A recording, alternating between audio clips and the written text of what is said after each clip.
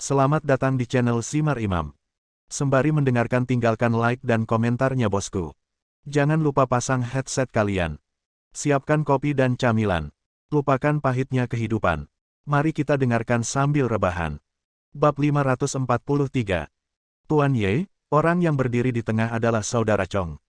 Wan Songwei mengangkat tangannya dan diam-diam menunjuk ke arah orang-orang di kerumunan. Itu hanya sosok dari belakang, tetapi Ye Tianzong sepenuhnya yakin bahwa inilah orang yang dia cari. Ia relatif gemuk, berdiri di tengah keramaian, identitasnya mencolok, mengenakan pakaian yang relatif modis, tangan di saku, dan merokok. Di dalam asap ia memberikan nasihat kepada sekelompok adik laki-laki. Kakak Changfa itu berdiri di sampingnya, dengan kepala terangkat dan dada terangkat, tampak penuh momentum. Dengarkan aku. Bocah itu, dengarkan apa yang dikatakan Changfa. Dia akan datang dan segera menimbulkan masalah bagiku. Saya tidak tahu siapa dia, dan saya tidak peduli apa statusnya. Singkatnya, dia menamparkan Changfa, memprovokasi saya, dan dengan sengaja membuat masalah dengan sekte hidup dan mati. Mengucapkan sepatah kata, kamu pergi dan memukulinya. Mereka yang bersamanya, dan istrinya, apakah dia seorang wanita? Saya tidak akan membiarkan wanita itu pergi, memukuli mereka semua sampai mati, dan melakukannya tepat di depan grup Piao Xiang. Sial, yang besar berhutang lebih dari 10 juta yuan padaku dan masih menolak bekerja sama denganku. Jika mereka tidak memberiku penjelasan hari ini, aku akan menghancurkan seluruh bangunan. Saudara Chong mengumpat di sana. Dan adik-adiknya hanya berperan sebagai bujang. Namun masih ada sejumlah informasi di dalamnya. Wajar jika dia menimbulkan masalah pada dirinya sendiri karena dia menjaga adiknya. Namun, fakta bahwa dia menentang grup Piao Xiang, mulai dari produksi bahan dasar hotpot dan dikirim ke medan perang utara, sudah cukup untuk menunjukkan bahwa Zhu Zecheng seharusnya memiliki hubungan dekat dengan Huang Ruzong. Namun, sekte hidup dan mati, sebagai ular lokal di ibu kota provinsi, justru menyusahkan grup Piao Xiang, bahkan menyebut masalah kerja sama pihak lain. Nampaknya hubungan mereka di sini relatif murni. Hanya untuk mencari kepentingannya sendiri, dengan cara ini mirip dengan niat awalnya menggunakan gerbang kehidupan dan kematian untuk melawan Guild Chaebol. Sekarang, ucapkan saat Saudara Chong berteriak. Sekelompok pemuda sangat bersemangat dan berteriak satu demi satu. Meski ada puluhan satpam dalam kelompok tersebut, namun tidak ada yang berani bertindak gegabah. Adapun para eksekutif senior grup, mereka semua menghindarinya dan tidak berani berbicara setelah melihat sekilas. Ini membuat Ye Tianzong penasaran. Bagaimana sikap Zhu Zecheng dalam menangani hubungan dengan Saudara Chong? Sekarang, dengan banyaknya orang di masyarakat yang menimbulkan masalah, apakah dia tidak mempedulikannya? Sebagai perusahaan terkemuka dan perusahaan terkenal di ibu kota provinsi, tidakkah Anda takut mempengaruhi citra perusahaan secara keseluruhan dengan melakukan hal ini? Wan Songwei, apa sebenarnya yang ingin dilakukan Saudara Chong ketika dia datang ke grupmu? Dia, entahlah. Aku hanya tahu kalau aku berhutang uang padanya, jadi dia terus memintanya. Tapi sekarang dia datang untuk bertengkar dengan keponakan tertuaku. Ini adalah sesuatu yang tidak aku duga. Karena setiap bulan kita semua memberi pengakuan kami tepat waktu, jadi masuk akal jika hubungan kami masih dapat dipertahankan dengan baik. Tetapi Saudara Chong, dia tampaknya menjadi gila hari ini dan bersikeras mencari keponakan tertua saya. Lalu kenapa Zhu Zecheng tidak keluar? Di mana dia sekarang? Apakah dia ada di perusahaan? Tentu saja, kalau tidak, mengapa kamu mendesakku untuk kembali? Dia sepertinya sedang menerima tamu dan tidak punya waktu untuk berurusan dengan Saudara Chong untuk saat ini. Terlebih lagi, tamu yang dia kunjungi tampaknya cukup mampu. Mereka mengatakan mereka dapat menjatuhkan Saudara Chong sehingga dia tidak lagi berada di sini. Ini adalah kesalahan, artinya, biarkan Saudara Chong bertarung sekarang, dan krisis di sini akan segera terungkap. Untung ada orang di sini. Jika tidak, dia tidak akan bisa memverifikasi isi perjanjian yang mereka tanda tangani. Toh, masalah kerjasama dengan mereka selalu meresahkannya. Jika tidak memahaminya, mungkin ia tidak akan bisa tidur nyenyak di malam hari. Ayo pergi ke sana. Ye Tianzong menarik napas dalam-dalam dan memahami segala sesuatu yang perlu dipahami. Selanjutnya, tiba waktunya panen. Ren Yurou mengikuti dari belakang. Meskipun Wan Songwei juga mengikuti, dia selalu berada di posisi akhir dan menjaga jarak tertentu dari Ye Tianzong sebanyak mungkin. Ketika itu benar-benar terjadi, dia tidak dapat membayangkan betapa tragisnya situasi itu.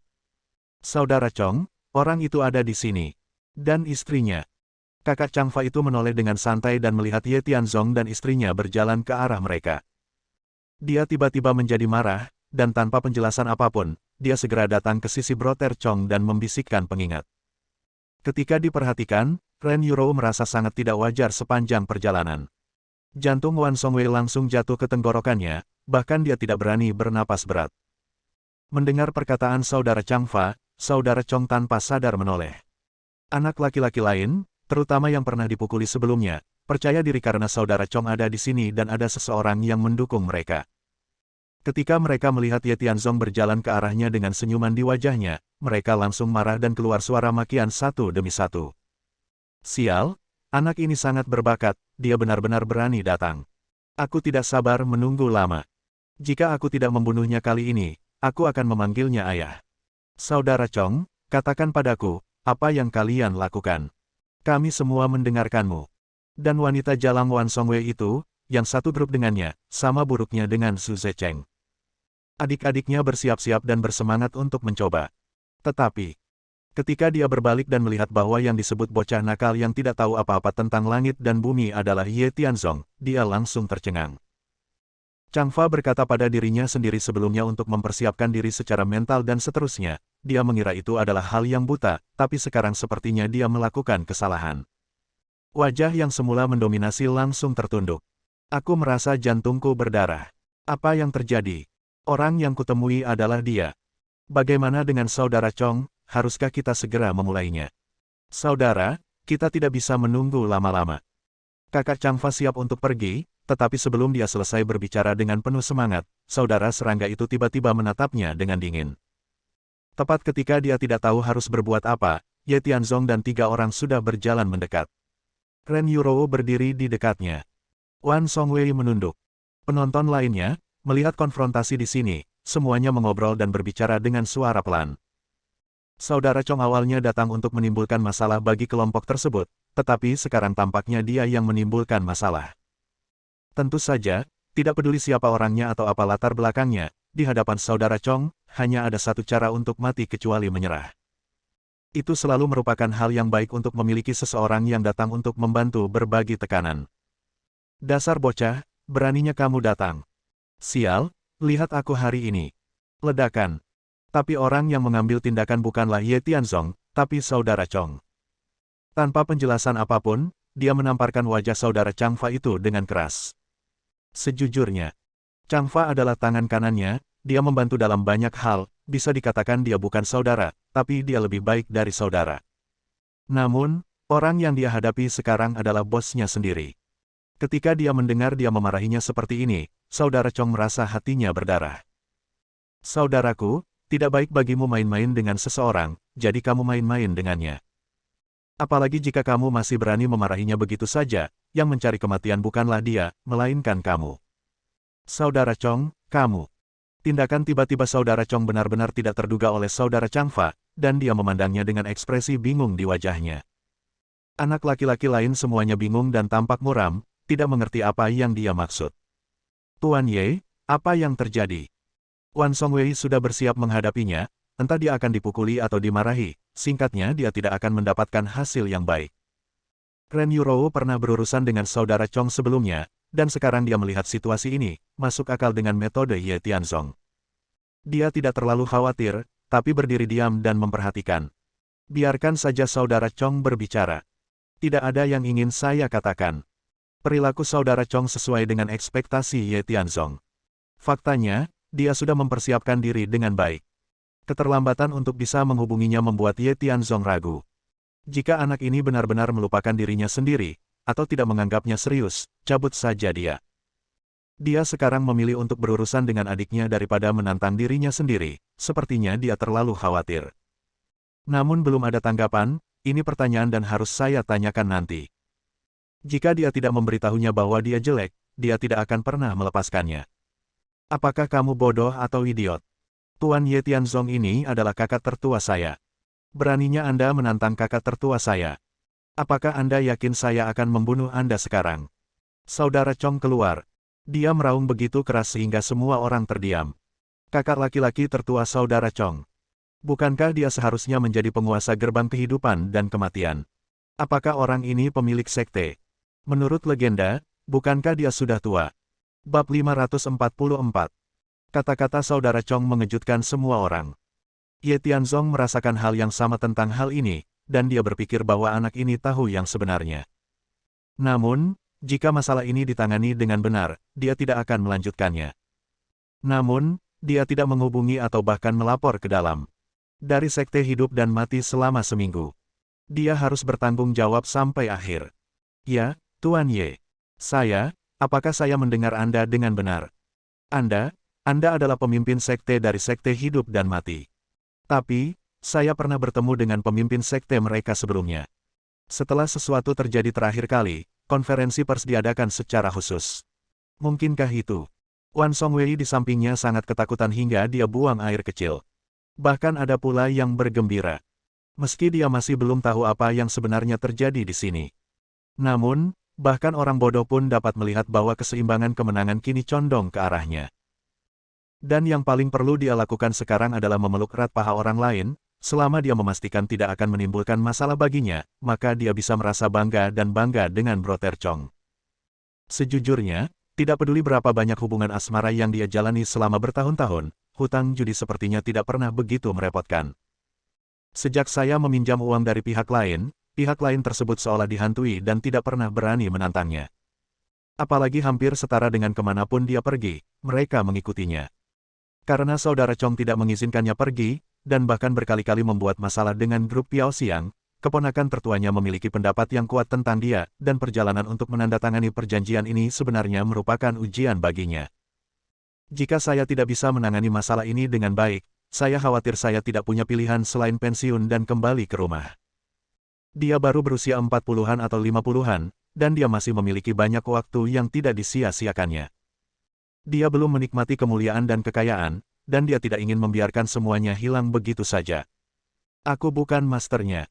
Saudara Chong dan aku punya beberapa kenalan, jadi dia terus memanggilku seperti itu, dan aku tidak bisa berbuat apa-apa. Ye Tianzong melambaikan tangannya dan tersenyum, dan berkata dengan datar, ngomong-ngomong, saya telah mengatakan sebelumnya bahwa saudara Chong dan saya memiliki beberapa dendam, tetapi apa yang belum Anda dengar dari saya katakan adalah bahwa dia dan saya telah menyelesaikan perbedaan kami. Sekarang, dia seperti adik laki-laki saya. Tentu saja, beberapa hal yang dia lakukan masih membuat saya tidak nyaman, jadi saya tidak ingin mengenalinya sekarang. Tentu saja, apa yang saya katakan sebelumnya, itu masih efektif. Petik 2. Tuan Ye. Apakah maksudmu membatalkan utangku? Mendengar ini, Wan Songwei tidak dapat menahan diri lagi. Dia berhutang puluhan juta kepada pihak lain, dan menilai dari algoritma bunga majemuk di pasar, dia mungkin tidak dapat membayarnya kembali seumur hidupnya.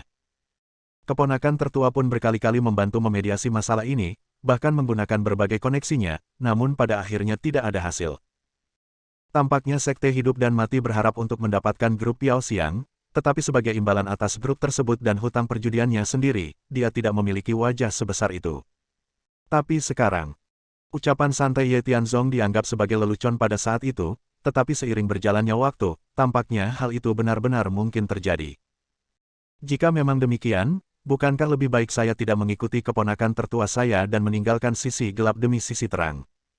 Ikuti Ye Tianzong dan dapatkan angin dan hujan kapanpun dia mau. Tentu, itu semua tergantung apakah dia punya kemampuan dan benar-benar bisa memenuhi janjinya. Selain itu, apakah dia menganggap dirinya tinggi sebagai pribadi? Itu benar. Semua hutangmu akan diampuni. Saudara Chong, atau sekte kehidupan dan kematian, jika dia ingin datang kepadamu lagi demi uang, datang saja kepadaku secara langsung. Ye Tianzong menarik napas dalam-dalam dan berkata, tetapi permintaan saya kepada Anda sangat sederhana. Salah satunya adalah, saya mengerti. Sebelum Ye Tianzong dapat menyelesaikan kata-katanya, Wan Songwei tidak berkomitmen, mengangguk satu demi satu, dan berkata, satu tentang keponakan tertua saya. Meskipun saya tidak tahu rencana spesifik Anda, saya bermaksud untuk bekerja sama dengan Anda selama proses berlangsung. Meskipun dia keponakanku, tapi di hadapanmu, dia adalah orang asing. Bahkan jika kamu memintaku untuk menikamnya dengan pisau, aku tidak akan mengatakan sepatah kata pun. Selain itu, ada teman saya, manajer umum grup Sengtian. Singkatnya, saya masih mengatakan hal yang sama, saya akan melakukan apapun yang Anda katakan. Mulai sekarang, saya, Wan Song Weisheng, akan menjadi milik Anda sampai mati. Itu jiwa Anda, kamu bisa mengendalikanku sesukamu. Ini benar. Tentu saja, Ye Tianzong yakin pihak lain yang melakukan ini. Namun, seseorang yang bahkan bisa menikam keponakan tertuanya dengan pisau tidak boleh digunakan terlalu banyak. Dia hanya bisa menyelesaikan masalahnya di sini. Selebihnya, biarkan dia berkembang dengan bebas dan mengikutinya. Itu tidak ada hubungannya dengan diri sendiri. Kakak Chong, apakah dia benar-benar kakak tertuamu? Kakak Changfa itu terdiam dalam sekejap, sementara anak laki-laki lainnya masih siap untuk bergerak, tetapi sekarang setelah mendengar kata-kata kakak Chong, teriakan itu langsung menghilang, dan mereka memandang kakak Chong dengan kebingungan di wajah mereka. Mereka semua berharap dia bercanda, jika tidak, jika mereka dan orang lain menyinggung kakak laki-laki tertua mereka, mereka mungkin mati tanpa mengetahui caranya. Namun, cita-citanya sangat penuh. Kenyataannya sangat kurus. Menghadapi pertanyaan semua orang, Saudara Chong hampir tidak ragu-ragu, mengangguk dan berkata, ya, dia adalah kakak laki-laki tertua saya. Di mata saya, penguasa sekte hidup dan mati hanya dapat dianggap sebagai orang kedua, dan anak tertua saya. Saudara laki-laki adalah orang yang memegang komando pemimpin sejati. Tentu saja, dengan kemampuan dan kekuatan kakak laki-laki saya, pintu menuju hidup dan mati bukanlah apa-apa. Jadi, jika Anda memprovokasi kakak laki-laki saya hari ini, bahkan dewa pun tidak dapat menyelamatkan Anda. Kadang-kadang, kamu bahkan bisa mati. Itu sudah menjadi kemewahan, perintahmu bukan di tanganku, tapi di tangan kakakku. Ngomong-ngomong soal, Saudara Chong dengan berani berjalan mendekat dan menghadap Ye Tianzong dengan ekspresi malu di wajahnya. Tindakannya membuat Ye Tianzong yakin bahwa orang ini pasti menyembunyikan sesuatu darinya. Bagaimana dengan itu, kakak? Kami akan membicarakan urusanmu nanti. Aku di sini hari ini bukan untuk berurusan denganmu. Sedangkan kamu, biarkan semua adikmu pergi sekarang, dan kamu, berdiri di sini di bawah.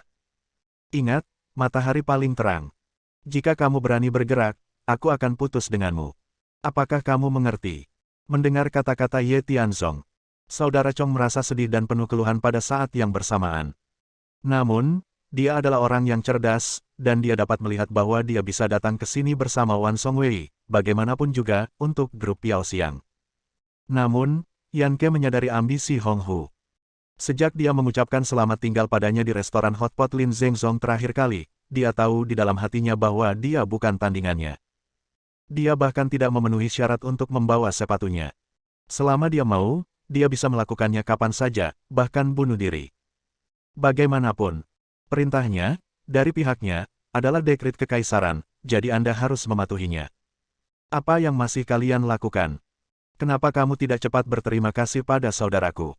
Jika dia tidak berbicara, apalagi dia, bahkan aku akan membunuhmu dengan tanganku sendiri. Petunjuk Saudara Chong. Saudara Changfa dan yang lainnya mengerti. Mereka semua mengangguk, lalu mereka semua berlutut dan berteriak keras, terima kasih, kakak-kakak. Kebaikan Anda yang luar biasa tidak akan terlupakan bagi kami. Mulai sekarang, selama kamu memberi perintah kepada kakak tertuaku, kami pasti akan melewati api dan air tanpa ragu-ragu. Setelah mengucapkan beberapa kata sopan, semua orang berpencar seperti burung dan binatang. Saudara Chong juga sangat sadar dan datang ke tempat di mana matahari paling terang. Ye Tianzong melakukan kontak mata dengannya. Wan Songwei mengerti dan meminta penjaga keamanan untuk menjaga Saudara Chong dan bertanggung jawab mengawasi setiap gerak-gerik Saudara Chong. Pada saat yang sama, hati saya juga sangat bahagia, sepertinya penglihatan saya cukup bagus, hanya dengan satu pandangan konfirmasi, saya tahu bahwa saya harus mengikuti Ye Tianzong. Saat dia mengobrol dengan Saudara Chong barusan, dia telah melunasi semua utangnya. Terlebih lagi, Saudara Chong biasanya sombong, tetapi sekarang, di depan pemuda bernama Ye Tianzong ini, dia bahkan tidak berani mengeluarkan kentut. Mungkin, inilah yang disebut gunung di luar gunung, dan ada orang di luar manusia. Siapa orang ini, dan mengapa dia begitu hebat? Tanpa diduga, bahkan Saudara Chong pun takut padanya. Selanjutnya, apakah kamu baru saja mendengar bahwa Saudara Chong mengatakan bahwa di matanya, penguasa sekte hidup dan mati hanya bisa menduduki peringkat kedua, sedangkan kakak tertuanya berada di peringkat pertama. Dengan kata lain, Kakak laki-laki tertuanya lebih baik dari pemilik gerbang hidup dan mati beberapa kali lebih kuat. Jika orang lain mengatakan ini, saya akan menganggapnya sebagai lelucon dan omong kosong belaka. Tetapi jika kata ini berasal dari saudara Chong, saya khawatir segalanya tidak sesederhana yang kita kira. Saat ini, saya awalnya datang ke sini untuk menonton pertunjukan, ingin melihat bagaimana saudara Chong memamerkan kekuatannya. Alhasil, saya tidak menyangka alur ceritanya akan berubah seperti ini, meski di luar dugaan, namun sungguh menyenangkan. Namun, karena masalah datang dari mulut ke mulut, pertemuan seperti itu masih jarang terjadi. Di bawah penggusuran keamanan di tempat, para penonton ini mundur satu demi satu. Baru setelah semuanya beres, Wan Songwei berlari ke arah Ye Tianzong, menundukkan kepalanya, dan berkata dengan penuh hormat, "Hei, Tuan Ye, lihat, ayo. Ayo naik ke lantai atas. Ayo kita temui keponakan tertuamu sebentar." Bersambung. Nantikan bab selanjutnya bosku.